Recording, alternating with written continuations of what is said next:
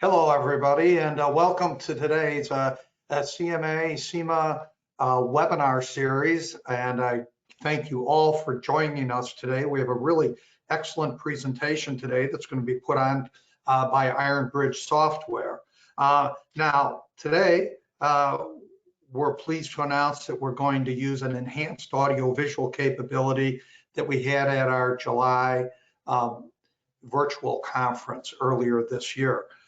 So we have a pre-recording, we have live Q&A that's going to take place, and we have the presenters who are here today as well. What I would like to do is start off by introducing the presentation. It's Unlocking Deeper E-Commerce Insights on the 4 Ps. It's brought to us by Ironbridge Software. And Ironbridge Software is a company that's been around since 1989. Our co-presenters today are the founder of Ironbridge Software and its current CEO, Mike Dickenson, and the vice president of sales for Ironbridge Software, Steve Hultman. Mike has been in the industry for a very long period of time, has been involved in all sorts of the development and really leading edge technology around data analytics. And today he is currently working within the e-commerce side of the business, which you're going to see in the presentation today. And Steve Hultman is based out of New Jersey, works with many of their key clients on the East Coast. And Ironbridge Software has a very impressive list of clients, including companies like Record and Keyser, S.C. Johnson, PepsiCo, Revlon, Delta Faucet that they've worked with over the years. So does the category management system still apply to the world of e-commerce? Of course it does. And the traditional 4 Ps, product placement, price, and promotion, most definitely still apply, but with new complexities. In this webinar today, Ironbridge will share how their new tools allow brands to track, to optimize their 4 Ps online, and some of the best practices around each of these competencies. So with that, I'll tell you to stick on, because we are going to definitely have a Q&A period at the conclusion of the video. It's not a long video, about 20 minutes. So listen in on the video, and then both Mike and Steve will join us for Q&A afterwards. So with that, Patty, I'm going to ask you if you would please go and run the video.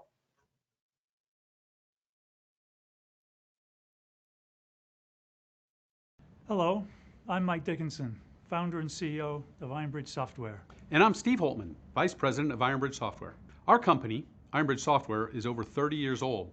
For that entire time, we've focused on business intelligence in the consumer goods industry. You may have seen us at CMA conferences. We've been members since 2003 and started working in e-commerce over 10 years ago. This experience, plus our category management expertise, is the foundation of our new web analytics product we are here introducing to you today, Line Item. Let me tell you about Line Item. There are 3 processes in Line Item. All of them come from publicly available data. First, we collect data from retail websites, Amazon, Walmart.com, and many others. Right now, Line Item supports 15 different retailer sites. After this data is collected, it's passed through a machine learning algorithm. And this algorithm turns the raw data into insights. Line Item insights are designed for first-party sellers on major retail websites. I'm sure you're already optimizing your search response, but Line Item goes further. In addition to SEO, Line Item has insights into page share, third-party activity, trends by hour of the day, pricing, and protecting yourself against the competition, and more. Here's how Line Item is different from other solutions. Insights from Line Item can be used in both tactical and strategic ways. Mike will talk more about that later. Our AI algorithm figures out the attributes or characteristics of the category we are searching. This way we can directly compare like items for pricing. We capture UPCs, manufacturer SKUs, and Amazon ASINs. So other internal or external data sources can be integrated with Line Item. Line Item collects and curates the data based upon specific client needs. This makes insights immediately accessible. Of course, if all you need is the raw data, we're happy to provide that.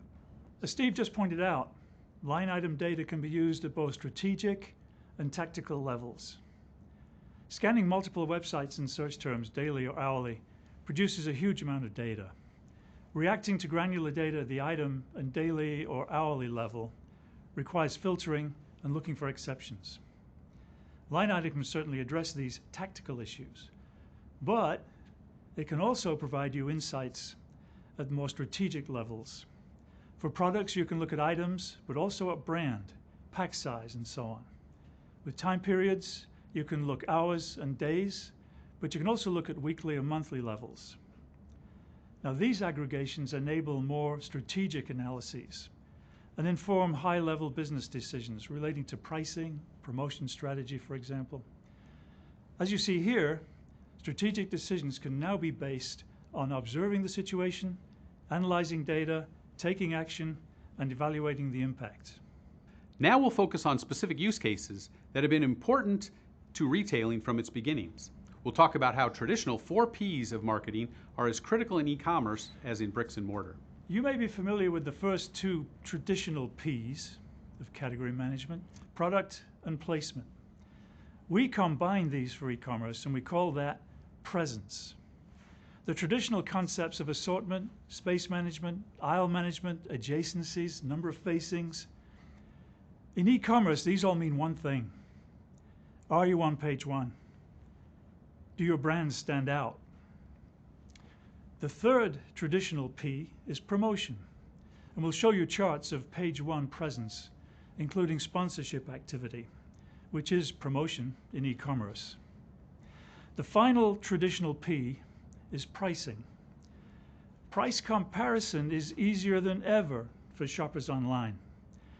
We'll show you charts of item-to-item price comparisons. We add another P for e-commerce, 3P, third-party sellers, and you'll hear more about that later. In addition to the use cases we will talk about in detail, line item has additional capabilities. Product availability. Are your products out of stock? That gap could be filled by third-party sellers. Was that a missed opportunity for you? Timing. What's your presence at various times of the day? Are delivery times different throughout the day? Where are the sponsorship opportunities? Ratings and reviews. Anything less than a 4.0 score is cause for concern. Have you seen a sudden drop in a review score? A sudden drop may mean a defective product. So, what do you get when you sign up for Line Item? Line Item delivers an Excel workbook. Oh, by the way, the charts and tables you see in there are live with underlying data, not just pictures. Some insights are in visualizations, some in tables. Let me start by walking you through a typical visualization. They all have a similar look and feel, so it's easy to get insights right away. The x-axis here shows you data to compare across.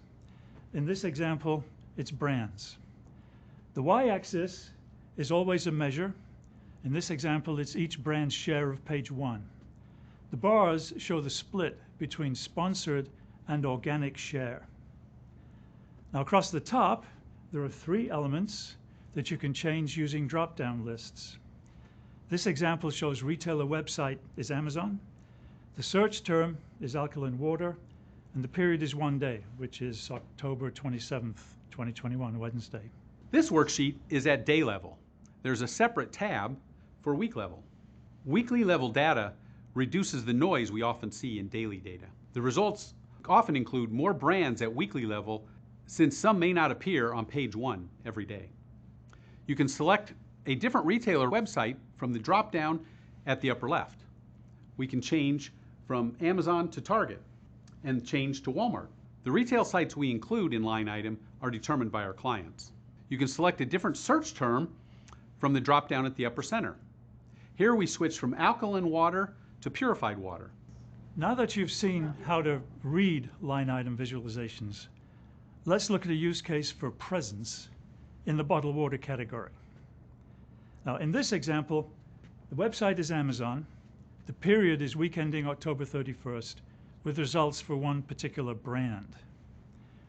Line item lets us look at share by search term on the x-axis. Now this use case includes 8 different search terms, like bottled water, alkaline water. We also include brand names as search terms. This tells us if a competitor's sponsored item is showing up on page 1 of your brand's search results. Now a brand responds well to its own search term, and as you would expect. Now an opportunity here is to improve response to the bottled water search term by adding keywords or to the title.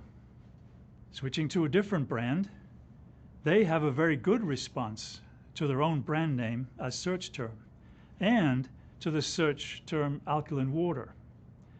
There's an opportunity for improvement to sports water and bottled water if these are important search terms to shoppers in that category. Insights. Coming back to brand comparison for the alkaline water search term, who is winning this search term? We can see one brand has the largest share of page 1 with 25%, mostly driven by organic share, which is in blue, not by sponsored share, which is the orange bar. Now an Amazon page has around 70 items, so 25% means this brand has around 17 items on page 1 alone. Items from other brands do show up on page 1, and 8 total brands are sponsoring the term alkaline water. Line item has a machine learning algorithm that determines the attributes of every item in the search. An item's attributes are what makes it distinct from other items. Attributes are things like brand, package, size, color, scent, or flavor. These are the same attributes or characteristics you would use with Nielsen or IRI data. They can be exactly the same if you choose. Usually the client will give us a list of attributes, or we can let the algorithm figure them out. Using attributes, we can find possible improvements to product titles and identify similar items that a shopper would consider when comparing prices. Attributes can also identify new competitors that have similar attributes to your products. Now we look at a table output for a different use case. This one uses attributes and AI to identify opportunities to improve product titles. This example is in the laundry detergent category. In this table, we see the item's image, the title itself, and page rank. In the next column, line item calculates a score for each title based upon attributes. The low score suggests there's room for improvement. The category and brand name are most important to have in a title. In laundry detergent, form, like packs, pods, liquid or powder, color safety, and scent are also important. The final column shows line items recommendation for improvement. The purpose here is to improve the shopper's experience in searching and ultimately improve each term response. Staying in the laundry detergent category, here's a use case for pricing. We are comparing like items that shoppers are considering based on attributes. For one retailer, Amazon, for 1 week. This is where attributes are critical. We're looking at items that are packs or pods, that is not liquid or powder, and the total package supplies 111 to 120 loads. In this example, the premium brand shows a clear price differential of 33% over the value items and the private label items. Items with special attributes such as color safety, skin sensitivity are also premium priced. Coming to our next case, third-party sellers. Third-party sellers can sometimes be useful, but are often a problem. We saw an example where a third party was selling expired product. They had acquired product on a closeout of a convenience chain. By the time the product sold on Amazon, it was expired and it was stale. Shoppers started posting highly negative reviews. We know that in high-end categories such as jewelry, cosmetics, there are third parties selling counterfeit items. In our analysis, we rarely see third parties undercutting the manufacturer on price. It happens, but it's rare. On the other hand, a third party can sometimes fill an out-of-stock situation. That can be helpful. What we look for in our analysis is where a third party is selling a package on Amazon that the manufacturer, the first party, is not. If there's a margin to be made, that is, if the page rank is high, then the manufacturer, the first party, should consider adding the item to their Amazon portfolio. Line item identifies third-party sellers by name, address, website. This allows the manufacturer to follow up with enforcement if it's applicable. Line item's output for third-party analysis is also a table. Line item identifies third-party sellers on Amazon and Walmart for the chosen search term. In this case, the search term and the brand are usually the same. The table shows drop-down selections at the top for retail website, search term, brand, and the week ending. The detail shows items that fit the selections, item image first, then item title, average page rank over the period, the average selling price, ASIN, and the UPC. We capture names and addresses, as you can see, and the third-party prices. The manufacturer or first party can tell us which ASINs are theirs. The action item is to find items that are sold only by third-party sellers and where the page rank is high. There could be an opportunity then for the first-party seller to add that item to their Amazon portfolio. Line item can track all metrics by time of day. Here you can see when a competitor brand is most present and sponsoring on Amazon. What do we need to get started working with you? We would like to be working with an e-commerce analyst. You tell us which websites to scan.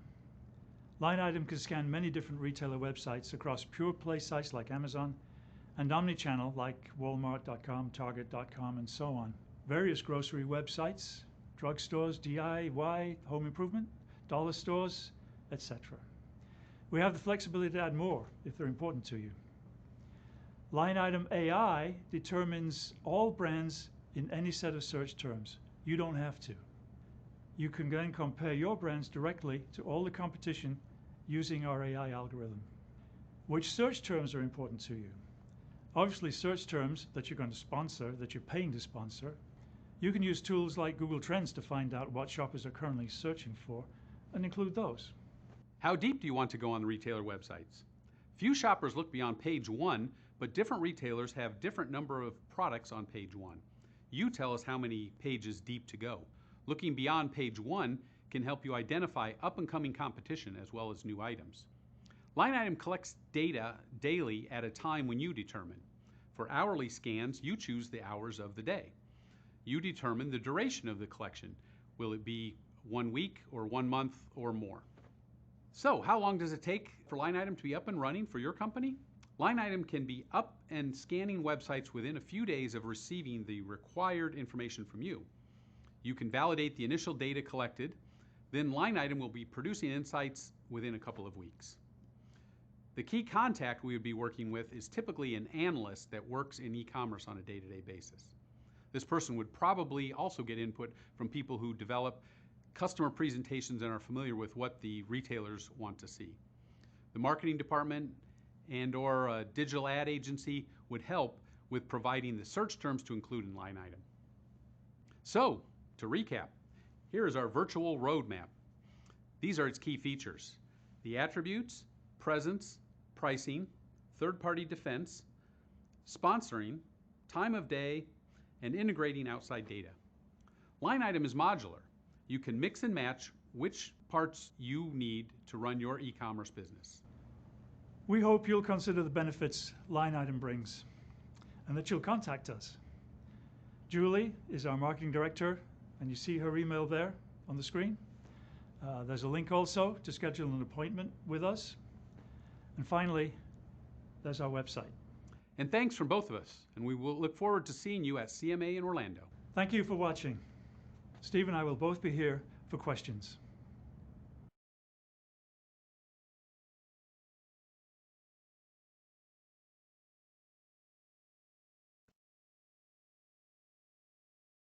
And now, live and in person, we've got both Mike and Steve who are here to address your questions. To everyone in the audience, please go into the chat room if you have a question.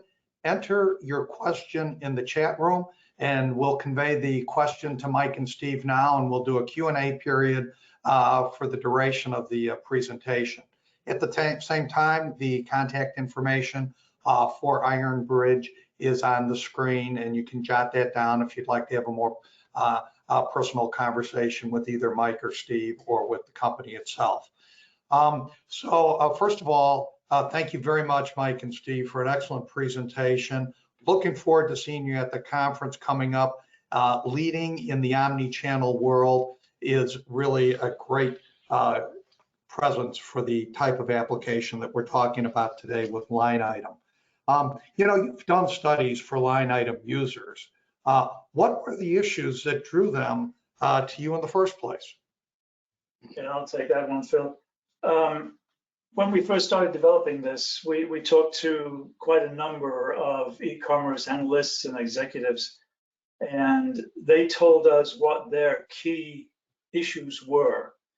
And interesting, everybody had a different problem that they were trying to solve. Some were somewhat consistent.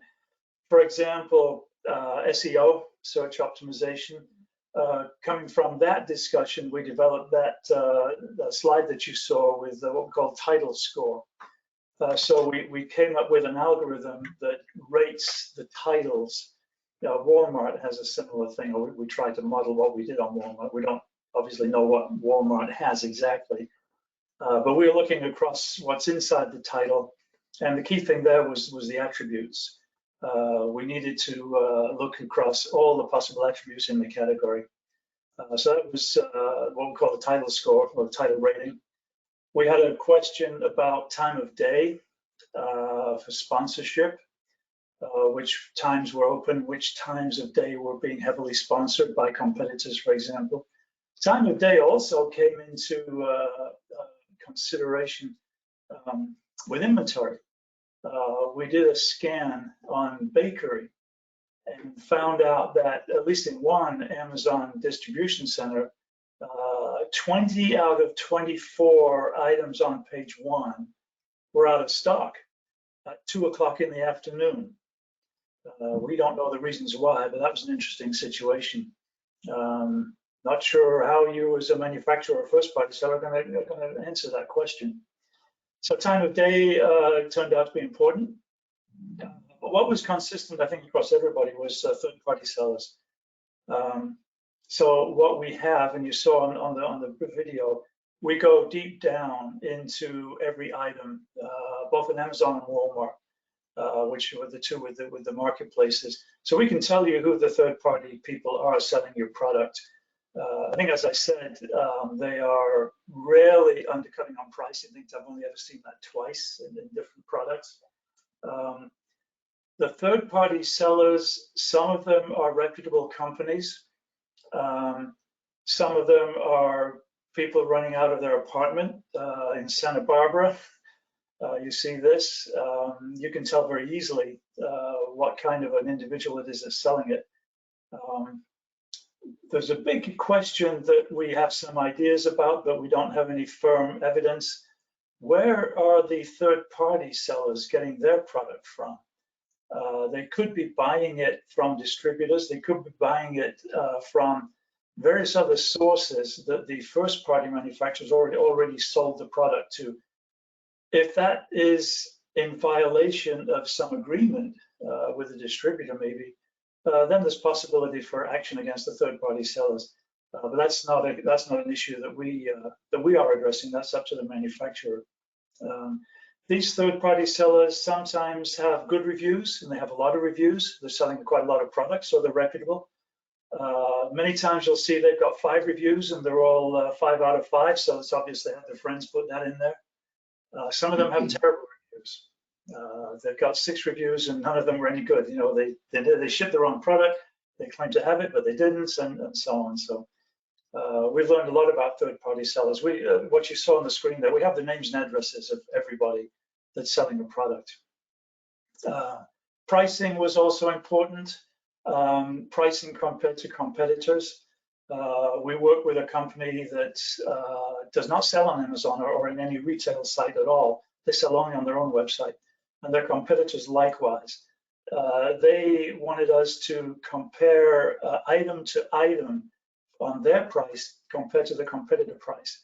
Now, they're not the same product, but that required us to do an attribute scan in quite a lot of depth. So we were able to do that. In fact, project sort of got sidelined with the pandemic. We were really disappointed about that.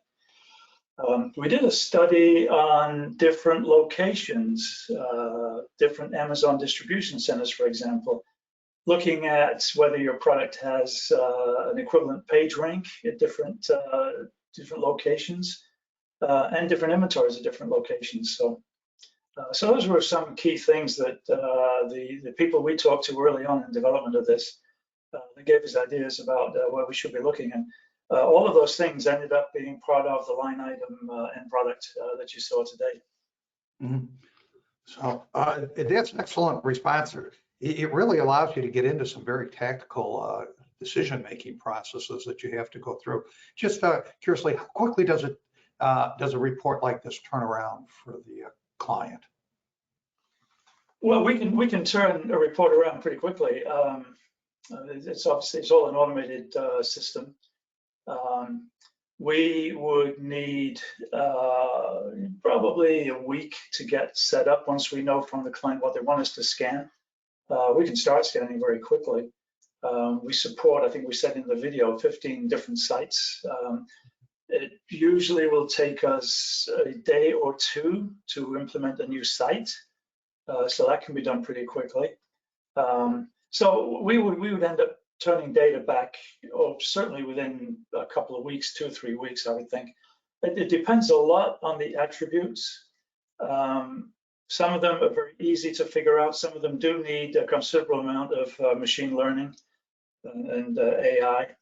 So that could make things more complex. Attributes could take 2 or 3 weeks or a month to get a complete set, a reliable set going. The reliability of the attributes is, of course, very important. So we can respond very quickly. Very good. Hey, does line item support concierge services such as Instacart and Ship It? Yeah, we do. We do. There's an issue there that you've got to shop at a particular location. So that would be important to figure out. But yeah, we do support Instacart. We support Drizzly, for example. So yeah, our client would have to tell us exactly what they're looking for there. But yes, we do, and you get the same data out of it as you would otherwise. Sure. Very good. To the audience, questions, by all means, enter them into the chat box. We're doing a Q&A session with both Steve and Mike now, and we'll be sharing the questions. You know, how do you incorporate, or what about the sales data that you blend into these reports? Where does that come from? I'll take that one. So if you have some sales data, such as an FBA report from Amazon or other source of your sales data, we can match that up with the items that we're getting off of those retailer sites at an item level by matching UPCs or ASINs from Amazon. We could also match up this data to your shipment data, if that's the way you wanted to align what you've shipped to these retailers versus what data you're seeing on their search results. Or if you want to, we also, if you want the raw data or the data behind the scans we're doing, that comes along with our finished product. You get the Excel, as we said in the video, you get the Excel with the visualizations, but the raw data is also included. Great. Question came in. If I wanted to get price alerts, how continuous could that be? Yeah, I'll take that one. It depends on really what your response is going to be as a first-party seller. Let's say, for example, you're looking to see if Amazon has dropped a price below an MAP What do you do about that? You know, you contact Amazon, yes. How fast are they going to respond? How fast can you respond? So getting alerts, you probably need to be looking at it certainly at a daily level, probably even at an hourly level. If you're looking to track robotic pricing, which of course happens, Amazon and Walmart are doing it all the time, you need to be looking at that hourly. So we can do that. You know, our price, we do charge by the scan, so doing that hourly, it will sort of add up after a while. I think that daily is enough. We did do a study for one company where they wanted, Amazon did drop the price. They wanted to know why. It was clearly a robotic thing, and we were able to find out which other sites had dropped the price that Amazon with the robots was then matching. So we were able to tell them that. Again, what you do about it is up to you, the first party seller. But yeah, it can be hourly, daily, perhaps even weekly, I suppose, although weekly is probably a little too long. So yeah, we certainly can support that. Very good. Here's another question that came in, a little different vein. And how does line item apply with all of the supply chain issues? Sure, I'll get that, Phil.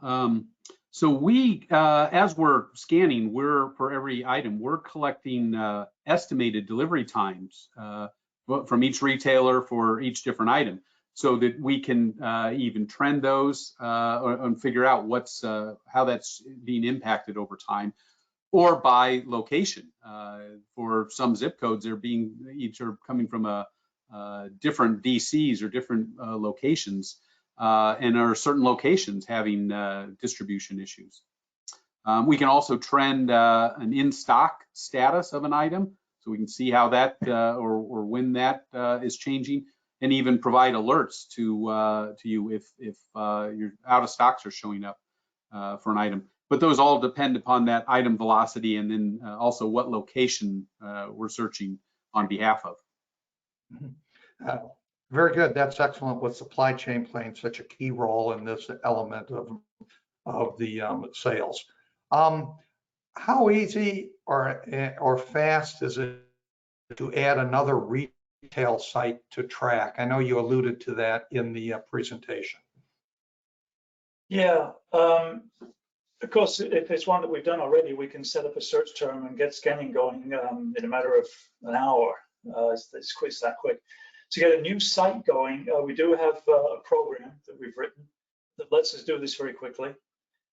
We've done some as quick as a couple of hours.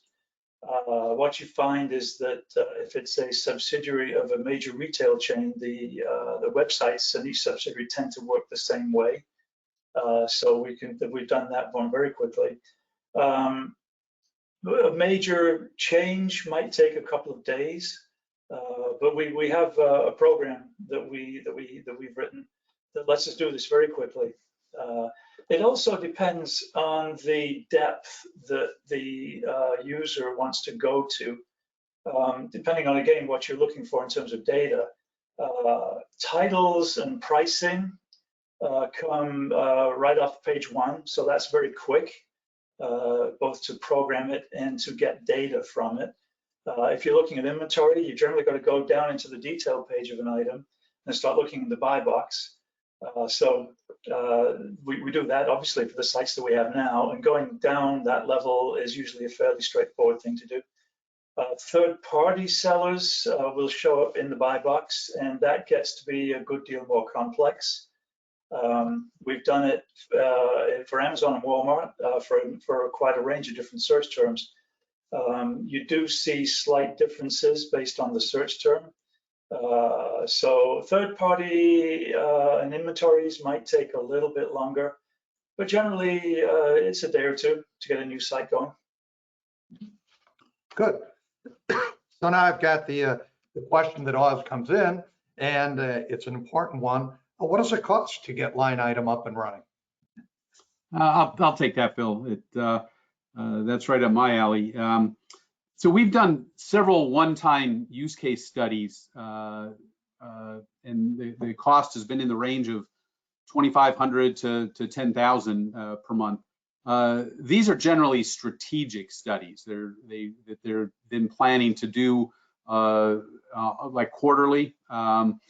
That they're gathering information and then taking some action based upon what results they get from that. We also can do like a daily alert project, which that's probably not going as deep in the scans. So it's going to be at kind of a similar cost, but we're doing more frequent scans to come up with that. So all studies have just a minimum upfront or a setup fee to get going on them. And then depending on the depth and the duration, the cost will vary. And also as Mike said earlier, the third-party scans, we really have to go a little deeper for that, and sometimes the supply chain ones too. When we have to go in deeper in detail beyond just what's showing on page one, those have a little more cost, but again, they're not out of line with the use case studies we've already done. Great.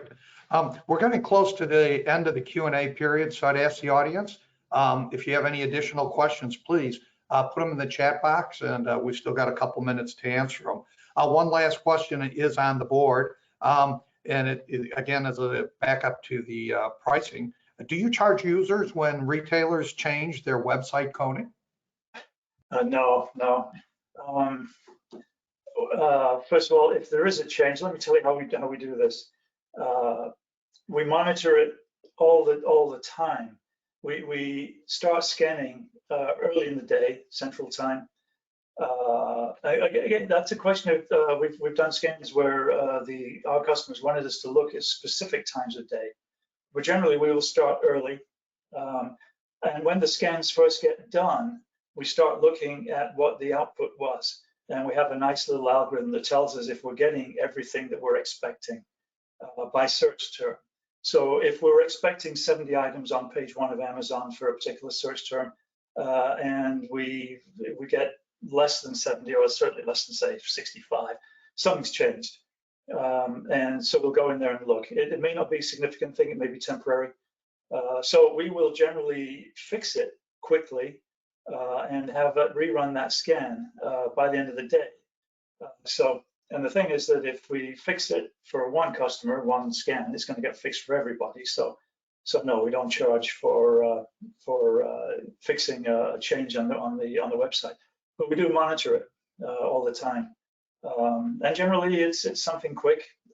There was a case which did not involve us, but Amazon changed things substantially. It's about 3 years ago now, and we heard that took some people a long time to get caught up.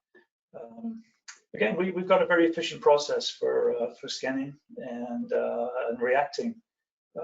So we're pretty confident that it's accurate and it's timely. Great. Steve, Mike, this was an outstanding session. I think you really brought out the complexities, but also the availability of information to manage to those challenges that everybody faces in the e-commerce world. I learned a lot today listening in on the presentation. I'll turn it back to you folks if you have any closing thoughts you'd like to make. Just thanks for listening and watching, everybody. On the screen there, you see Julie's email address. Julie's our marketing director. There's our website there. So please get in touch with us. We'd love to talk to you. And stay well, and happy holidays. Yeah, thank you, Phil. Thank you to CMA. And as I think I said before, we'll see you in Orlando. That sounds great. I hope we all get down to Orlando in February. It'll be nice and warm, and we will be talking about the omni-channel experience, and e-commerce will be front and center in that discussion. To everybody in the audience, I want to thank you for participating today in today's presentation and for passing along your excellent questions. This session will be up in the CMA CIMA resource library. You'll get a note after the webinar today with how you can gain access to it if you're a member. If you're not a member, make sure to reach out to Ironbridge for the presentation, and by all means, reach out to them for any additional questions. Finally, there will be a survey coming out to the attendees, and please comment on how you enjoyed the format today with the pre-recording and then the Q&A afterwards. I thought it went excellent. To the attendees, again, thank you. And to our presenters, Mike and Steve, and everybody at Ironbridge, we greatly appreciate you sharing your expertise today with us. Thanks, Phil. Thank you.